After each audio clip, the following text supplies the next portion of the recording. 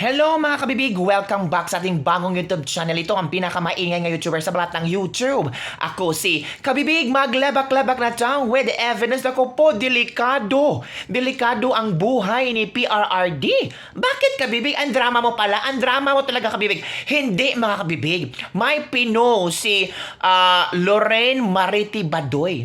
Ni-message sa Viber mga kabibig. Ito mga kabibig ang message. Army soldiers securing the Maisog rally have been pulled out upon orders of Leo Magno, Presidential Assistant for Eastern Mindanao. Hala! So it means walang mga army soldiers na panatilihing peaceful ang Maisog rally.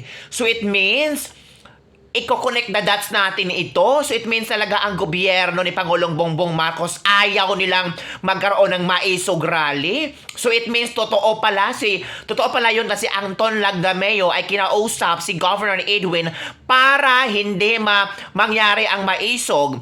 At si Governor Edwin ayaw niya na sumunod kay Lagdameo. Agad-agad sinuspenso. Hala mga kabibig!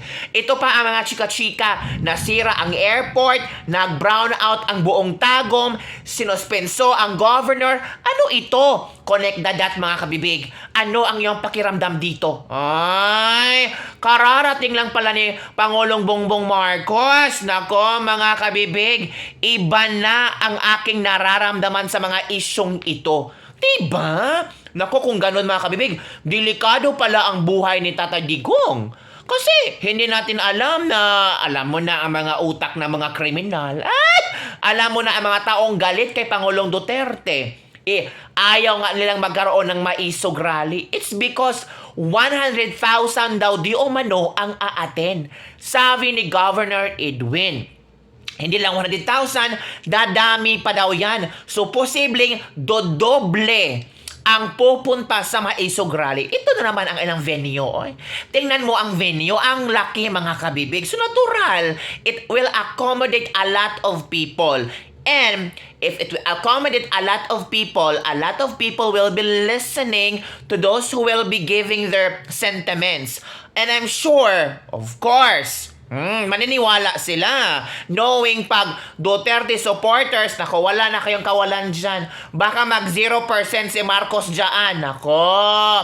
Ito pa brown out daw di umano sa entire Tagum.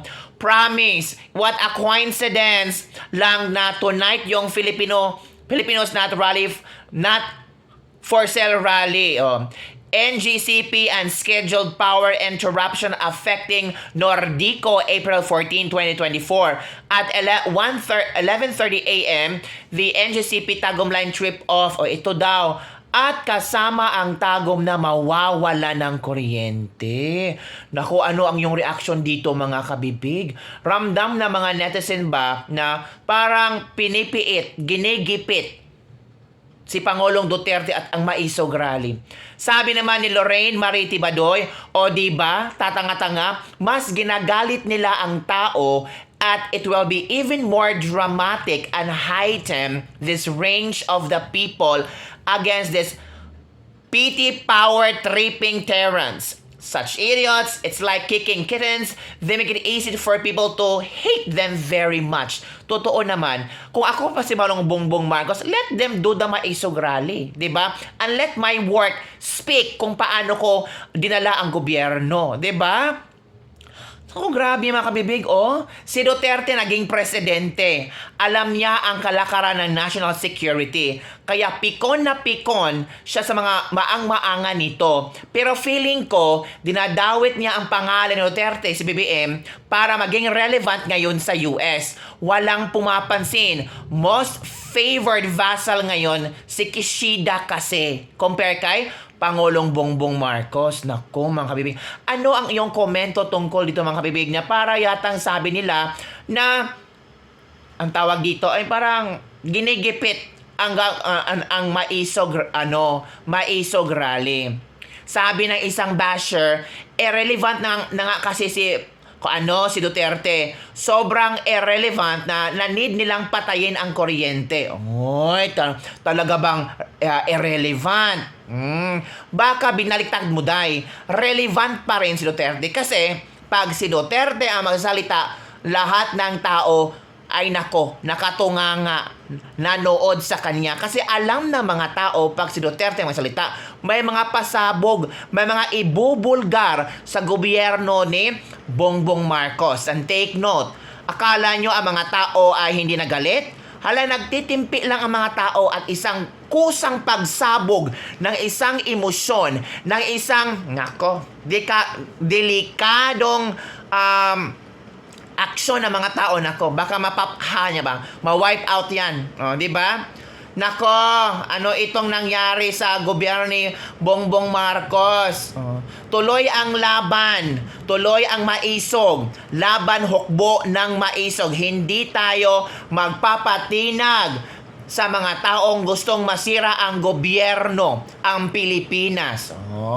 So ano ang iyong komento tungkol ito, mga kabibig? Na madami naman silang chika-chika, madami nagsasabi na hindi maging successful ang maisog rally, yung 100,000, joke-joke lang daw yon, yung 100,000, drama lang daw, para makakuha ng atensyon, para sabihin na trending pa rin, relevant pa rin si Duterte, pero iiwan ng mga tao?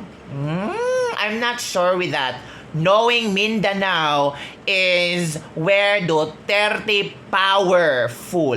Diba, mga kabibig? So, yun na nga, mga kabibig. Nasa venue na mga kapulisan na mabantay para may sagawang hakbang maisog pre-rally sa Davao Norte Sports and Tourism Complex, Manlikim, Tagum City ngayong gabi. So, buti na lang. Baka nataranta ang kapulisan, nataranta daw itong army soldiers, nandun na yung mga kapulisan ngayon. Akala nyo? So, yun na, mga kabibig, ang ating latest lebak-lebak for today. Ang malaking tanong, ano na kaya ang bagong ipasabog ni Pangulong Duterte ngayong maisog rally? Sino pa kaya ang magsasalita laban sa gobyerno ni Pangulong Bongbong Marcos? Nako, I'm sure ikaw excited ka rin. Alam ko, naghihintay ka kung ano ang mangyayari. Diba? Ramdam ko, later on manood ka sa live. Maraming manonood sa live later sa maisog rally kasi ang hinihintay lang magsalita ay si Pangulong Duterte. At nakaantabay ang lahat para itong pelikula or teleserye na masyasyak ka, matatawa ka, at the same time, may marami mga pasabog at marami kang malalaman tungkol sa gobyernong ito at tungkol kay Pangulong Bongbong Marcos. So, nakahanda ka na ba? Sit back and relax. At kailangan mo talang lawakan na yung pag-isip-isip. Baka, mabodol ka ulit. Bye everyone! See you next time!